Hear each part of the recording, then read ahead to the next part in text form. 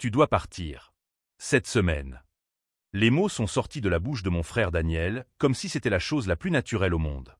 Il était appuyé contre le cadre de la porte de ce qui avait été ma chambre temporaire pendant les 6 derniers mois, les bras croisés, avec cette expression de supériorité que je connaissais depuis mon enfance. Quoi? J'avais du mal à assimiler ce que je venais d'entendre. Tu as bien entendu, Matt. Il est temps de passer à autre chose. Nous ne pouvons plus subvenir aux besoins de 2 familles ici. J'étais assis sur le bord du lit, tenant toujours mon téléphone portable où je venais de voir un message de condoléances tardive d'un cousin éloigné. Cela faisait seulement 3 mois que notre père était décédé d'une crise cardiaque soudaine, et j'essayais encore de surmonter cette perte. Je m'appelle Matt, j'ai 32 ans, et jusqu'à ce moment-là, je croyais que la famille était synonyme de soutien inconditionnel dans les moments les plus difficiles de la vie. Quand papa est mort, j'étais complètement perdu. Pas financièrement, mais émotionnellement. La maison où nous avions grandi a été vendue rapidement pour payer les factures médicales qui s'étaient accumulées au cours des derniers mois de sa vie. Daniel, mon frère aîné de 5 ans, m'a offert son domicile comme refuge temporaire. Juste le temps que tu te réorganises, m'avait-il dit à l'époque, avec ce ton protecteur de grand frère que j'ai toujours respecté. Mais maintenant, 6 mois plus tard seulement, il était là, me disant de partir comme si j'étais un locataire défaillant. Daniel, je contribue aux dépenses. Je paie ma part de la nourriture, j'aide à payer les factures d'électricité. Ce n'est pas une question d'argent, m'interrompit-il en passant la main dans ses cheveux, comme notre père le faisait quand il était nerveux.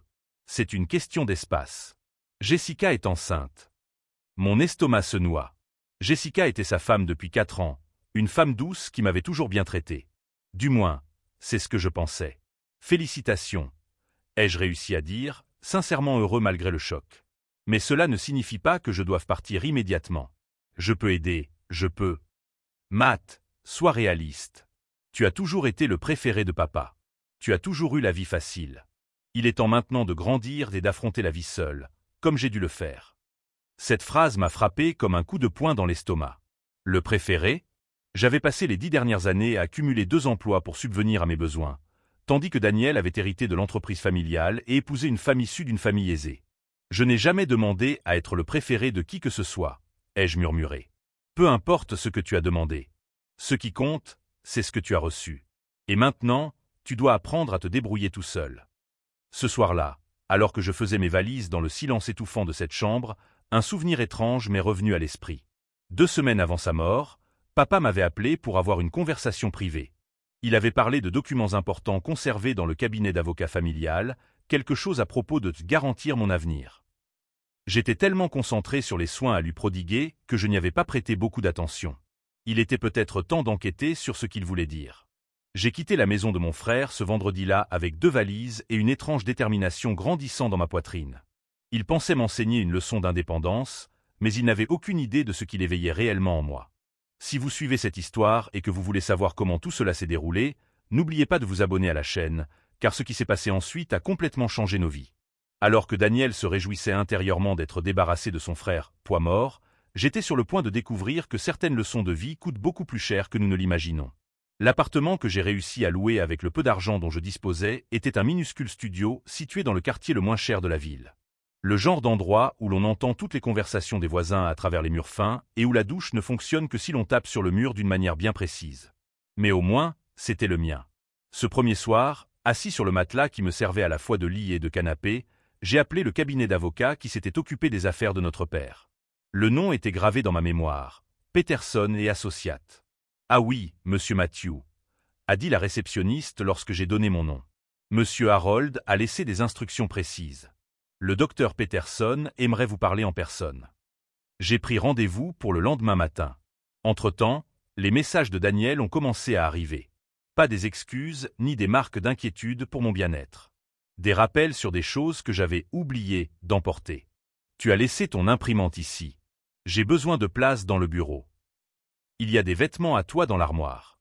Je les donnerai si tu ne viens pas les chercher avant vendredi. Chaque message était un rappel calculé que je n'étais plus le bienvenu, que ma présence avait été une nuisance qu'il avait finalement réussi à éliminer. Jessica, sa femme, ne m'a pas envoyé un seul message. Pas même un « bonne chance » ou « désolé pour les circonstances ». Son silence me faisait presque autant de mal que la froideur de mon frère. Le lendemain matin, j'ai marché dans les couloirs silencieux de Peterson et Associates. Le docteur Peterson était un homme d'une soixantaine d'années, avec cette attitude paternelle qui inspire instantanément confiance. « Votre père m'a rendu visite 3 semaines avant son décès », commença-t-il en ouvrant un gros dossier sur la table. « Il m'a dit qu'il avait besoin de mettre de l'ordre dans certaines choses importantes, qu'il y avait des informations que vous deviez connaître. » Mon cœur se mit à battre plus fort. Il a mentionné que votre relation avec Daniel avait toujours été compliquée, qu'il craignait qu'après sa mort, vous soyez vulnérable. L'avocat fit glisser une enveloppe scellée sur la table. Il vous a laissé ça.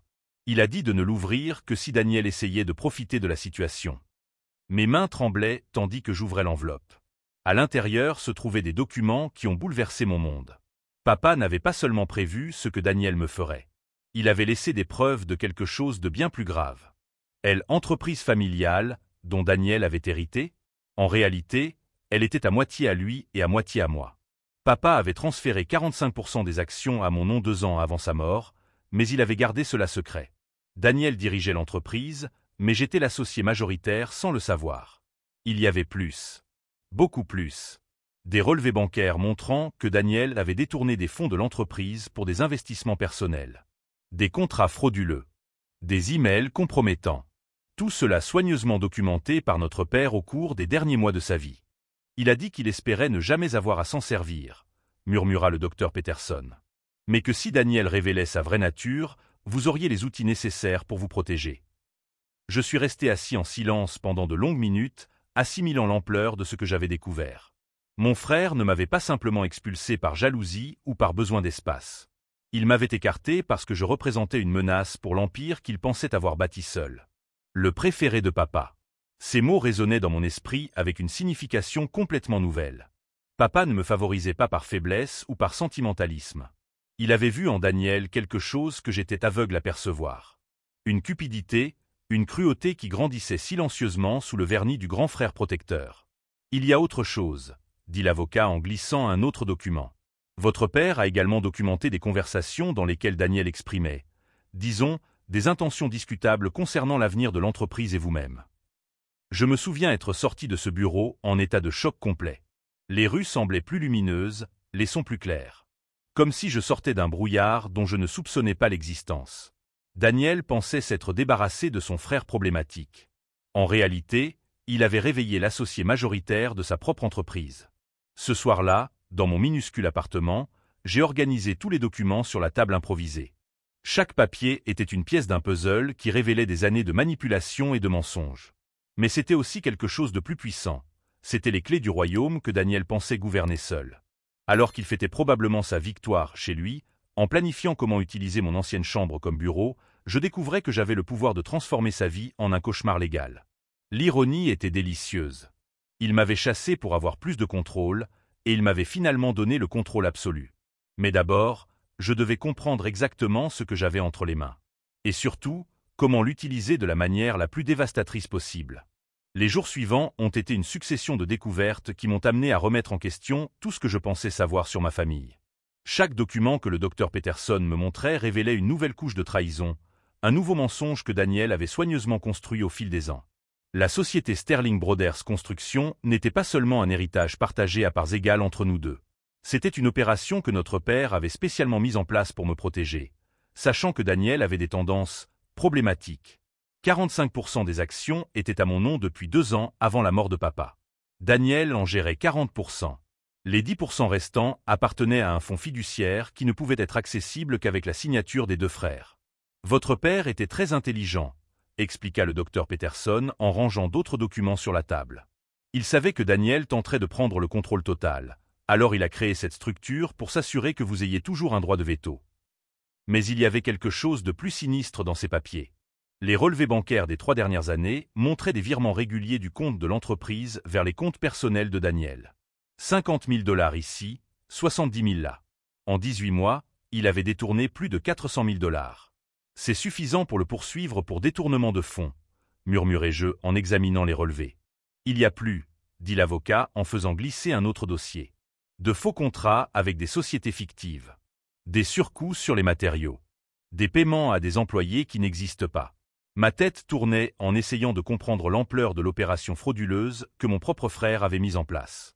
Et puis vint le pire. Un enregistrement audio. Votre père a installé un système d'enregistrement dans le bureau principal après avoir découvert les premières irrégularités, expliqua Peterson en allumant un petit appareil. Cette conversation a eu lieu 2 semaines avant son décès. La voix de Daniel résonna dans la pièce, claire et froide. Matt a toujours été un idiot émotionnel. Quand le vieux mourra, je le convaincrai de me vendre sa part pour une somme ridicule. Il me fait aveuglément confiance. Il m'a toujours fait confiance. Une deuxième voix, que j'ai reconnue comme étant celle de Jessica, sa femme, et s'il refuse? Il ne refusera pas. Je vais créer une situation où il se sentira sous pression, rejeté. Peut-être inventer des problèmes financiers, le faire se sentir coupable de surcharger notre famille. Matt a le cœur tendre, il a toujours eu. Il acceptera n'importe quoi pour éviter les conflits. Le silence dans le bureau de l'avocat était assourdissant. J'avais du mal à respirer. Il y a plus, dit la voix de Daniel dans l'enregistrement. Cet idiot ne sait même pas qu'il est déjà actionnaire majoritaire. Papa ne lui a jamais dit. Si j'arrive à lui faire signer les papiers de transfert avant qu'il ne le découvre, l'entreprise sera entièrement à moi. Jessica rit. Tu es terrible, mais brillant. Je suis pragmatique. Matt a toujours vécu dans l'ombre du favori de papa. Il est temps qu'il découvre que le monde réel n'a pas de place pour la sentimentalité. Quand l'enregistrement s'est terminé, j'ai eu l'impression d'avoir reçu un coup de poing dans l'estomac. Ce n'était pas seulement les mots, mais la froideur, le mépris absolu dans la voix de mon frère. La personne que j'admirais depuis mon enfance, qui m'avait accueilli après la mort de notre père, planifiait ma ruine financière depuis des années. Pourquoi papa ne m'en a-t-il pas parlé de son vivant? Demandai-je, la voix brisée. Il voulait le faire. Voici ses notes personnelles, dit Peterson en me montrant des pages manuscrites. Il était partagé entre vous protéger de la douloureuse vérité et vous préparer à vous défendre. Finalement, il a choisi de vous laisser découvrir tout cela par vous-même.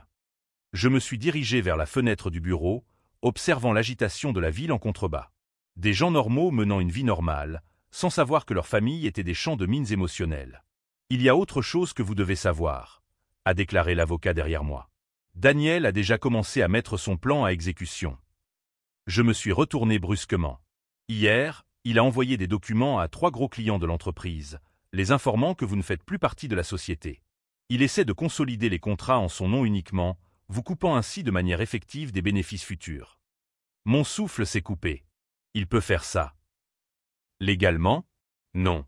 Mais si les clients le croient et commencent à faire affaire exclusivement avec lui, il sera plus difficile de réparer les dégâts. Il parie que vous ne le découvrirez jamais.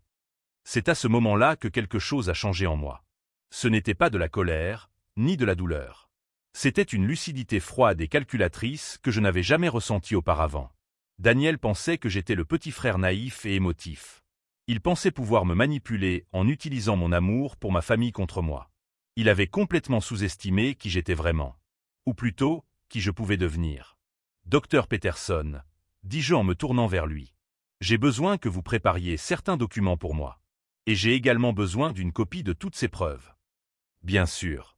Qu'avez-vous en tête? Je souris pour la première fois depuis des semaines. Ce n'était pas un sourire heureux, mais déterminé. Daniel veut jouer aux échecs avec moi? Parfait. Mais il n'a pas compris une chose fondamentale. Je suis l'associé majoritaire. Je n'ai pas besoin de réagir à ses coups. Je peux redéfinir complètement les règles du jeu. Cet après-midi-là, je quittais le cabinet d'avocat avec un dossier rempli d'arguments juridiques et un plan qui commençait à prendre forme dans ma tête. Daniel pensait m'avoir expulsé de sa vie pour avoir plus de contrôle. En réalité, il m'avait simplement libéré pour me permettre de montrer ce dont j'étais vraiment capable. Alors que je rentrais chez moi dans mon petit appartement, mon téléphone a sonné. C'était un message de Daniel, « J'espère que tu t'adaptes bien. La vie d'adulte peut être difficile au début, mais tu t'y habitueras. » J'ai souri en lisant le message. S'il savait ce que je venais de découvrir, il ne m'aurait pas envoyé de message provocateur. Il aurait engagé le meilleur avocat pénaliste de la ville. Mais il n'était pas encore temps de dévoiler mon jeu. Je devais d'abord comprendre exactement quel type d'empire frauduleux mon frère avait bâti. Ensuite, méthodiquement, pièce par pièce, je le démantèlerais. Daniel pensait connaître son petit frère.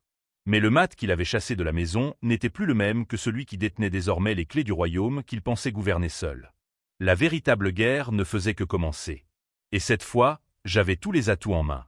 Au cours des 3 jours suivants, mon petit appartement s'est transformé en centre d'opération. Des documents éparpillés sur la table improvisée, Un ordinateur portable ouvert sur plusieurs onglets, des blocs-notes avec des calendriers et des listes de contacts. On aurait dit le bureau d'un détective privé enquêtant sur un crime complexe. Ce qui, techniquement, était exactement le cas. La première chose que j'ai faite a été de numériser toutes les preuves que le docteur Peterson m'avait fournies. Chaque enregistrement, chaque document, chaque relevé bancaire. J'ai créé des copies à 3 endroits différents. Dans le cloud, sur une clé USB cryptée et une copie physique conservée dans un coffre-fort que j'ai loué à la banque. Daniel me traitait toujours de paranoïaque lorsque je faisais des sauvegardes de tout sur mon ordinateur. Ironique que cette paranoïa soit aujourd'hui sa perte. Mais je ne pouvais pas simplement me présenter avec les preuves et espérer que tout se résolve comme par magie. Daniel avait des relations, de l'influence et 15 ans d'expérience dans l'art de manipuler les situations à son avantage. Si je l'attaquais de front, il trouverait un moyen de retourner la situation contre moi. Je devais être plus malin que ça. J'ai commencé par étudier ses habitudes. J'ai passé en revue d'anciens emails de l'entreprise, analysé les rapports financiers des 5 dernières années, répertorié tous ses contacts professionnels et personnels. Daniel était un homme d'habitude, et les habitudes créent des vulnérabilités. J'ai découvert qu'il avait un rendez-vous mensuel avec des investisseurs potentiels tous les 3e jeudis du mois, dans le même restaurant chic du centre-ville. Il demandait toujours la table 16, arrivait toujours avec 15 minutes de retard pour paraître important et payait toujours avec la carte de crédit de l'entreprise. La carte de crédit d'une entreprise dont j'étais l'associé majoritaire. La deuxième découverte est venue d'une recherche plus approfondie dans les registres publics. Daniel avait acheté un appartement de 300 000 $ l'année précédente, enregistré uniquement à son nom. Le problème ? Son salaire officiel en tant que directeur de l'entreprise ne justifiait pas cet achat, d'autant plus que Jessica ne travaillait pas. Une preuve supplémentaire qu'il utilisait l'argent de l'entreprise à des fins personnelles. Mais le clou du spectacle est venu lorsque j'ai réussi à accéder à distance au système de messagerie électronique de l'entreprise. En tant qu'associé majoritaire, j'avais techniquement le droit d'y accéder, mais Daniel avait changé tous les mots de passe après le décès de notre père. Heureusement, papa m'avait appris plus de choses sur l'entreprise que Daniel ne l'imaginait. Notamment le fait qu'il existait un compte administrateur de secours que seul papa et moi connaissions.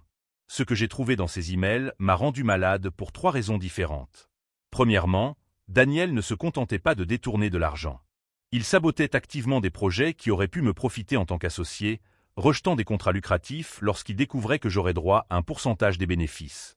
Deuxièmement, il avait menti à plusieurs clients importants au sujet de mon départ de l'entreprise. Certains emails contenaient des déclarations explicites selon lesquelles j'avais démissionné pour incompétence et que l'entreprise était mieux sans éléments problématiques. Troisièmement, et plus choquant encore, il prévoyait de falsifier ma signature sur des documents de transfert de propriété. Il y avait des emails avec un avocat douteux discutant de la faisabilité juridique de transfert post-mortem mal documenté et de la possibilité de contester ma légitimité en tant qu'héritier. Mon propre frère prévoyait de me voler légalement.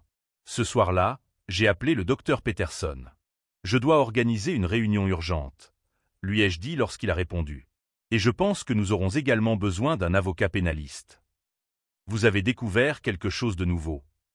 J'ai découvert que Daniel ne se contente pas de voler l'entreprise. Il prévoit également de voler ma part d'héritage.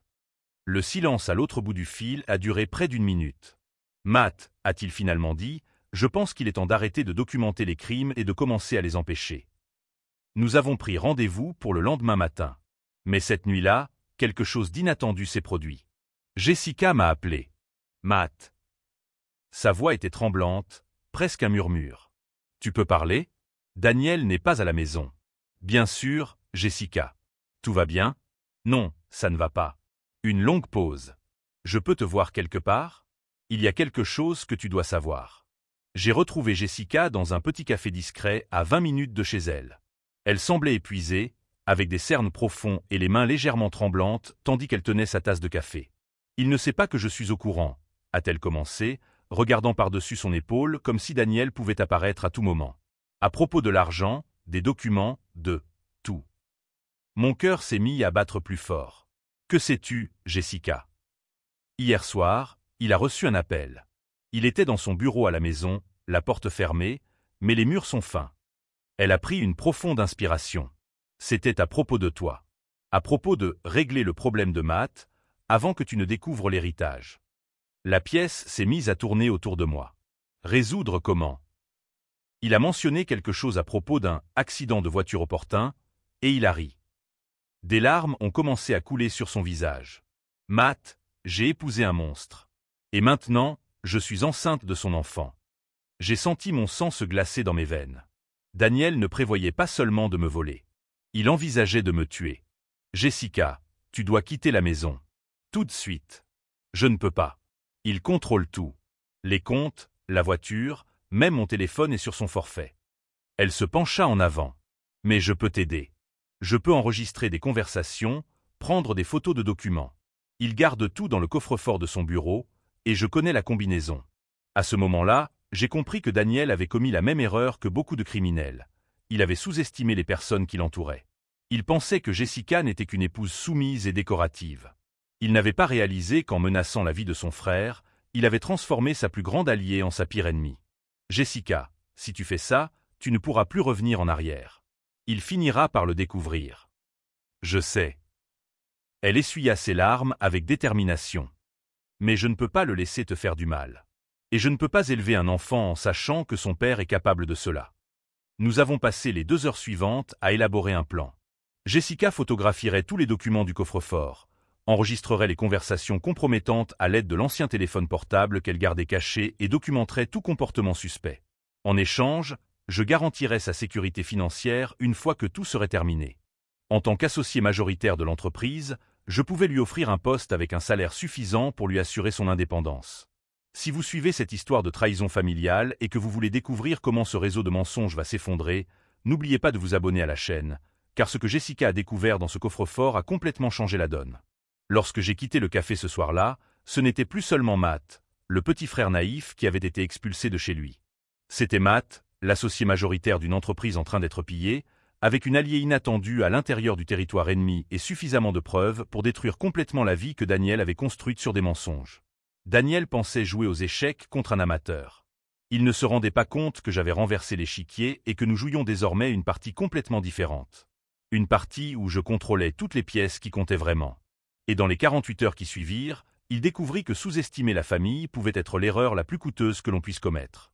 La guerre silencieuse était sur le point de devenir une bataille ouverte. Et cette fois, j'avais tous les avantages. Jessica a tenu parole d'une manière qui a dépassé toutes mes attentes.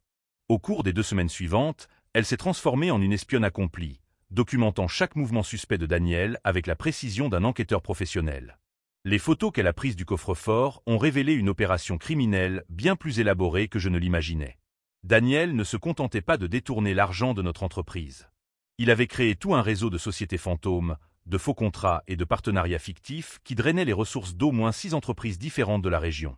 Mais c'est l'enregistrement qu'elle a obtenu jeudi soir qui a scellé définitivement son sort. Daniel était au téléphone avec quelqu'un qu'il appelait « notre ami du service des permis ». La conversation a duré 43 minutes et chaque mot a été enregistré avec une clarté cristalline sur le téléphone portable caché que Jessica avait laissé dans le bureau. « J'ai besoin que tu accélères le processus de révocation du permis de construire de Matt », disait la voix de Daniel. « Invente une irrégularité, n'importe quoi. Plus il aura de complications bureaucratiques, plus vite il abandonnera et acceptera mon offre d'achat. » La réponse de l'autre côté était tout aussi compromettante. « Ça va coûter plus cher cette fois-ci. Je prends plus de risques avec ce genre de faveur. » Pas de problème. Je déposerai le double du montant habituel demain. J'ai juste besoin que Matt soit empêché d'exercer légalement pendant au moins 6 mois. Assez de temps pour que je consolide tous les contrats à mon nom. J'ai écouté cet enregistrement dans mon appartement, avec Jessica assise à côté de moi, les mains tremblantes, tenant une tasse de thé qui refroidissait sans qu'elle y touche. « Il y a plus » dit-elle en ouvrant un autre fichier sur son téléphone. Il ne savait pas que j'enregistrais quand il a appelé le comptable de l'entreprise hier. Le deuxième enregistrement était encore plus accablant. Daniel demandait au comptable d'ajuster les rapports financiers afin de dissimuler les détournements de fonds, tout en gonflant artificiellement les coûts d'exploitation pour justifier une mauvaise performance qu'il comptait utiliser comme prétexte pour me forcer à quitter la société.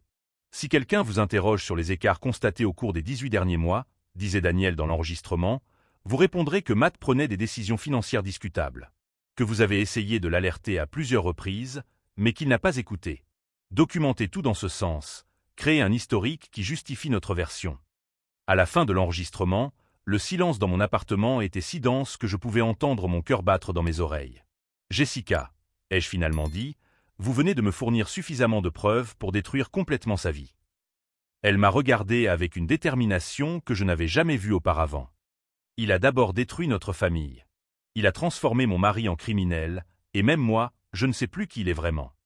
Cette nuit-là, j'ai passé des heures au téléphone avec le docteur Peterson à organiser notre stratégie finale. Ce ne serait pas seulement une confrontation. Ce serait une opération coordonnée impliquant le fisc, le ministère public, l'association des constructeurs de la ville et au moins 3 clients qui avaient été escroqués par les manœuvres frauduleuses de Daniel. Matt, dit l'avocat, avec ses preuves, vous n'allez pas seulement reprendre le contrôle de l'entreprise. Tu feras emprisonner Daniel pour fraude, évasion fiscale, corruption active et détournement de fonds. On parle ici d'une peine de plusieurs dizaines d'années de prison. Mais je voulais plus que la justice légale. Je voulais que Daniel ressente la même humiliation qu'il m'avait infligée. Je voulais qu'il éprouve le sentiment de voir sa vie s'effondrer, tandis que des personnes qu'il avait sous-estimées révélaient avoir un contrôle absolu sur son destin. L'occasion parfaite s'est présentée le vendredi suivant. Daniel avait organisé une réunion avec les 3 plus grands investisseurs de la région pour leur présenter un projet d'expansion de l'entreprise. C'était son grand moment de gloire, la présentation qui consoliderait sa position en tant que seul propriétaire légitime de Sterling Brothers Construction. Jessica m'a informé qu'il avait passé des semaines à préparer la présentation, à répéter chaque diapositive, chaque argument de vente. Il avait même acheté un nouveau costume et réservé la salle de conférence la plus exclusive de l'hôtel le plus cher de la ville. Ce qu'il ne savait pas, c'est que j'avais contacté les 3 investisseurs personnellement la semaine précédente. Richard Morrison, PDG de Morrison Holdings, a été le premier à me rappeler. Matt Sterling, bien sûr que je me souviens de vous. Nous avons travaillé ensemble sur ce projet de centre commercial il y a 3 ans. Excellent travail, d'ailleurs. Je lui ai brièvement expliqué la situation et lui ai envoyé des copies des preuves les plus pertinentes. Sa réponse a été immédiate et furieuse. Cet homme a essayé de me vendre des parts dans une entreprise qu'il ne contrôle même pas légalement, et en utilisant des fonds détournés comme garantie. Matt, je vais assister à cette réunion, mais pas pour les raisons qu'il espère. Des conversations similaires avec les 2 autres investisseurs ont suscité des réactions tout aussi indignées. Lorsque je leur ai parlé des sociétés fantômes et des contrats frauduleux, Sarah Chen, de Pacific Investment Group, a été directe, nous voulons le voir en prison. Et nous voulons que notre présence à cette réunion soit officiellement enregistrée comme preuve que nous avons été victimes d'une tentative d'escroquerie. Le matin de la réunion, je suis arrivé à l'hôtel 1 heure avant l'heure prévue. Je me suis installé discrètement dans le bar adjacent à la salle de conférence, d'où j'avais une vue directe sur la table principale à travers les portes vitrées. Les investisseurs sont arrivés à l'heure, l'air sérieux, leur dossier bien organisé. Daniel est arrivé 15 minutes plus tard, rayonnant de confiance, saluant tout le monde avec ce sourire arrogant que je connaissais si bien. Je l'ai observé à travers la vitre pendant qu'il installait son ordinateur portable et commençait sa présentation. Gestes expansifs, diapositives colorées, projections optimistes de croissance et de profit. Pendant 20 minutes, il a livré une performance impeccable de vendeur expérimenté. Puis Richard Morrison l'a interrompu. Même sans entendre les mots exacts, j'ai vu le moment précis où le visage de Daniel a changé. Son sourire a vacillé, sa posture s'est raidie, ses mains se sont figées en plein geste. Morrison montrait des documents. Sarah Chen pointait quelque chose sur l'écran de son propre ordinateur portable. Le 3e investisseur, James Walsh, parlait avec une expression d'indignation croissante. Daniel a tenté de discuter. J'ai vu ses lèvres bouger rapidement, ses mains gesticuler de manière de plus en plus désespérée. Mais à chaque minute qui passait, sa position devenait plus intenable. Puis Morrison a passé un appel. Même de loin, je pouvais voir qu'il parlait aux autorités. Daniel a essayé de se lever, peut-être pour quitter la pièce, mais Sarah Chen l'en a apparemment empêché, lui indiquant la chaise avec une fermeté qui ne souffrait aucune discussion. C'est à ce moment-là que j'ai décidé d'entrer dans la pièce. J'ai frappé légèrement à la porte et je suis entré sans attendre la permission. Daniel s'est tourné vers moi avec une expression de choc absolu, comme s'il voyait un fantôme. « Je m'excuse de vous interrompre », ai-je dit calmement, m'adressant aux investisseurs. « Je suis Matt Sterling, associé majoritaire de Sterling Brothers Construction. Je pense que vous avez quelques questions à poser sur la légitimité de cette présentation. » Le silence qui s'ensuivit fut si profond que je pouvais entendre la climatisation fonctionner au plafond. Daniel tenta de parler. « Matt, que fais-tu ici ? Il s'agit d'une réunion privée. Une réunion où tu essaies de vendre des parts dans une entreprise que tu ne contrôles pas. » L'interrompis-je, en gardant un ton absolument calme.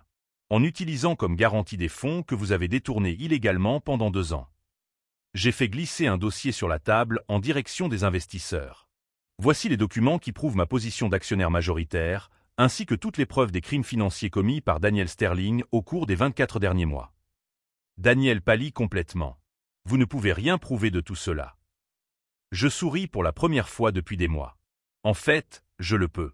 Jessica m'a beaucoup aidé dans cette affaire. Je vis ses yeux s'écarquiller lorsque je mentionnai le nom de sa femme. La compréhension se refléta sur son visage par vagues, exactement comme je l'avais imaginé. D'abord la surprise que je connaisse les détails intimes de ces opérations, puis la confusion quant à la manière dont j'avais obtenu cet accès, suivie de l'incrédulité que sa propre femme l'ait trahi, et enfin cette douloureuse prise de conscience qu'il n'y avait pas d'issue. Jessica ne ferait pas ça, murmura-t-il, plus pour lui-même que pour moi. Je sortis mon téléphone portable, ouvris l'application d'enregistrement et appuyai sur « Play ». Sa propre voix emplit la pièce, cristalline et accablante. « J'ai besoin que tu accélères le processus de révocation du permis de construire de Matt. » J'arrêtai l'enregistrement après 30 secondes. J'ai 43 minutes complètes de cette conversation, Daniel. Et 6 heures supplémentaires d'enregistrement similaires documentant la corruption active, le détournement de fonds et la conspiration en vue de commettre une fraude. Daniel essaya de se lever, mais ses jambes ne le soutenaient pas correctement. Il s'appuya sur la table, le souffle irrégulier, le front couvert de sueur. « Vous pouvez vous retirer si vous le souhaitez », dit-il aux investisseurs. « La police arrivera dans environ 10 minutes pour emmener Daniel au poste. Je ne pense pas que votre présence soit nécessaire pour la suite. » Mais aucun d'entre eux ne bougea. Richard Morrison croisa les bras et déclara « En fait, nous préférons rester. Nous voulons voir de nos propres yeux comment cela se termine. » Daniel retrouva enfin sa voix. « Matt, nous pouvons régler cela en famille. Il n'est pas nécessaire d'impliquer les autorités. Nous pouvons négocier une transition en douceur, tout partager à parts égales, oublier ces malentendus. » À parts égales. J'ai laissé échapper un rire. « Daniel, vous n'avez toujours pas compris. Vous n'avez rien à négocier. L'entreprise m'appartient à 45%, 10% appartiennent au fonds fiduciaire que je contrôle désormais, et 40% vous appartiennent. Sauf que ta part sera confisquée comme produit d'une activité criminelle. » J'ai sorti un autre document du dossier. De plus, à partir de lundi, tu n'auras plus accès aux locaux, aux comptes bancaires ou aux opérations de l'entreprise. Je prendrai le contrôle administratif complet en attendant ton procès. Puis vint la partie que j'avais prévue comme coup de grâce. Ah, et à propos de votre maison. Vous vous souvenez que vous avez utilisé l'entreprise comme garantie pour le financement? Eh bien, en tant que nouveau contrôleur de l'entreprise, j'exécute cette garantie immédiatement. Vous avez 48 heures pour quitter les lieux. L'expression sur le visage de Daniel à ce moment-là est quelque chose que je n'oublierai jamais. Ce n'était pas seulement la défaite, c'était la reconnaissance totale que chaque mouvement qu'il avait fait ces dernières années n'avait fait que renforcer ma position tout en affaiblissant la sienne. « Vous avez planifié cela depuis le début », murmura-t-il, plus comme une affirmation que comme une question. « Non, Daniel. C'est vous qui avez planifié cela depuis le début. J'ai simplement appris à jouer le même jeu que vous, mais en mieux. » C'est alors que nous avons entendu les sirènes approcher de l'hôtel. Daniel a regardé par la fenêtre, puis m'a regardé, puis a regardé les investisseurs qui observaient tout cela avec une fascination morbide. « Jessica m'a vraiment trahi », a-t-il dit d'une voix presque inaudible. « Jessica a choisi de protéger la famille que vous étiez en train de détruire. Exactement comme je l'ai fait. » Les pas des policiers résonnaient dans le couloir. Daniel redressa les épaules dans une dernière tentative pour conserver sa dignité, mais je voyais bien qu'il était brisé à l'intérieur. Alors que les menottes cliquetaient à ses poignets, il me regarda une dernière fois. « Ça ne s'arrête pas là, Matt. » Je souris calmement. « En fait, si. Tu t'en es chargé quand tu as décidé de me chasser de chez moi. » Alors qu'il l'emmenait menotté à travers le hall de l'hôtel, sous les yeux de dizaines de personnes, je ressentis quelque chose qui n'était ni de la satisfaction ni de la vengeance.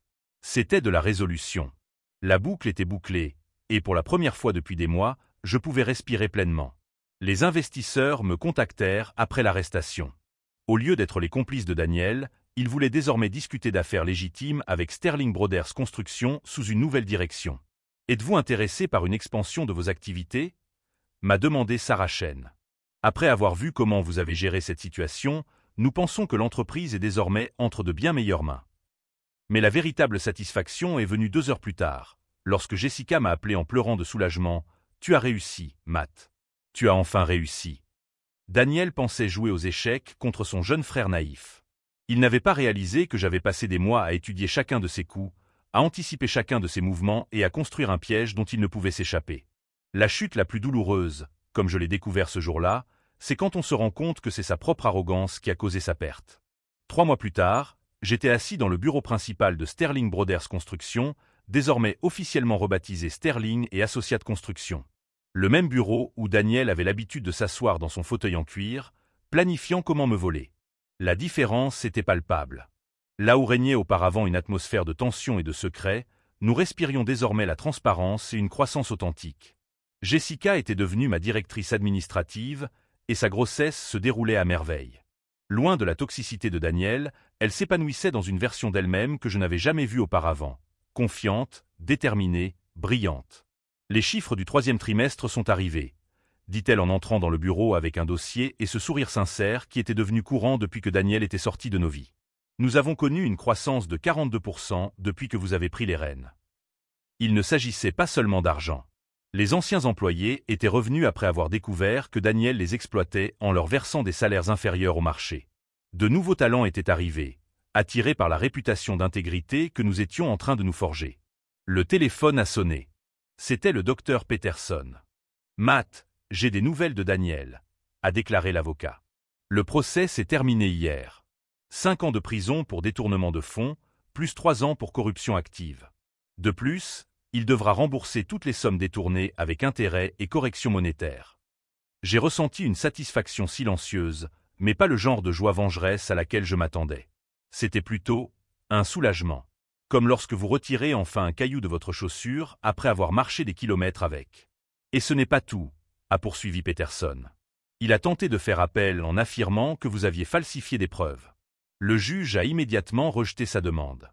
Il a déclaré n'avoir jamais vu une affaire avec une documentation aussi minutieuse et irréfutable. Quand j'ai raccroché, Jessica m'observait avec curiosité. « Comment te sens-tu maintenant que c'est terminé » m'a-t-elle demandé. J'ai réfléchi un instant. Pas comme je l'aurais imaginé.